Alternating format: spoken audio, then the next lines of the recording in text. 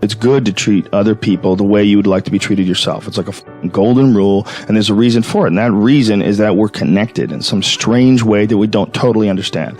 And unless you are good to other people around you, unless you're kind and friendly and warm and loving, you're not going to enjoy this life. You're just not.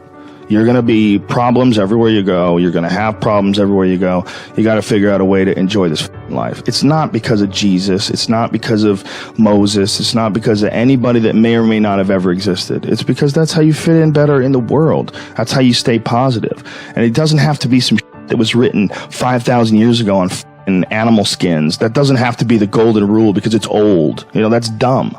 We need to figure out, like, now, today, what is, the best way to live your life? What is the, there's got to be ways where you can be putting forward the most positive energy. I mean, we know objectively what's causing pollution. We know objectively what's causing birth defects, and we're taking in too much chemicals and not enough vitamins. We know objectively all this stuff. We know how to organize our world, and yet we don't do it. We know how to organize our health, and yet very few people do it. We know all these things. The right path to, like, being like a happy, healthy person is to do all the shit that we already know you're supposed to do. Take care of your body, take care of your health, take care of your mind, your stress, meditate, be kind to people. We all know that. I mean, you ask anybody, they know how to get by and to be the most evolved version of you that you can be.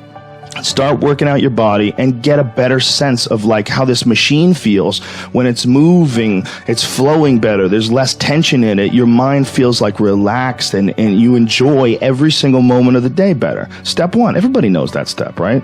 What's step 2? Be cool to people. Be nice to as many people as you can. Smile at as many people as you can. Have them smile back at you. Tip well when you go to restaurants. Just do the most you can. Be as nice as you can, and just still manage to not have people walk all over you. Just get through this life as nice as you can. What else? Do what you want to do with your life, right? Don't go be doing something you don't enjoy. Don't do something don't get locked into, a car that you can't afford and doing something crazy because you need the money. Don't do that. Do what you want to do. Do what the is it that you really want to do. Because if someone else is doing it, you can do it. I mean, everybody makes their own path through this world, but a lot of people don't follow the path that they really feel pulled to. Just for whatever reason, they got negative programming. When they were kids, someone told them they couldn't do it, or told them to take the shortcut, or take the shore route. That's a sad thing, man, when you talk to dudes, especially like talented dudes, and they don't follow up with what they want to do, There's a bunch of people that will say, yeah, well, I have a family, so, it's a great idea for you to just go out there and go crazy. I have people to support. You need to listen. Stop saying that. Stop saying any of those things. Every single person who has ever done anything worthwhile or exceptional or difficult or extraordinary, anyone, whether it's great artists or authors or mathematicians or whatever it is, everyone encounters difficulties. There is no easy road. It does not exist. It is impossible. Everyone has issues. If you have time to pursue a hobby, if you have time to do anything in your life, you can better yourself. And here's one way you never better yourself. When you come up with excuses for why other people are successful and you're not. That is dangerous. When you give yourself an escape. Yeah, well, that's easy for you to say. You do this, you do. And trust me, everybody has a hard road. We all go through hard times. We all go through depression. We all go through doubt and moments in your life where it's really difficult and you're trying to figure out what your path is going to be. It's hard as shit. That is what makes you a person. And those difficult moments are what build your character. Show me a great man who's the son of a great man. That's what we're saying. These kids that are born billionaires, you're never going to be a self-made person. You have a backup trust for your backup trust for your trust, and you're man. Understanding that you can achieve those goals, it's going to be difficult. You're going to push through the difficulty, and then you're going to understand what difficulty truly is, and how much of it is just mental, how much of it is just in your mind. This adversity to difficult task or to struggle. And a lot of people have that. They're scared. They're scared of complications. They're scared of failure. Failure is a big one that people are afraid of. But failure is one of the most important things you could ever have as far as like the motivation to do things differently. be the hero in your own movie. Pretend that if your life was a movie and your life started now, what would the hero do? What would the person that you respect do? What would the person that you admire, person that inspires you, what would they do? Well, do that and if you do that, you slowly build momentum.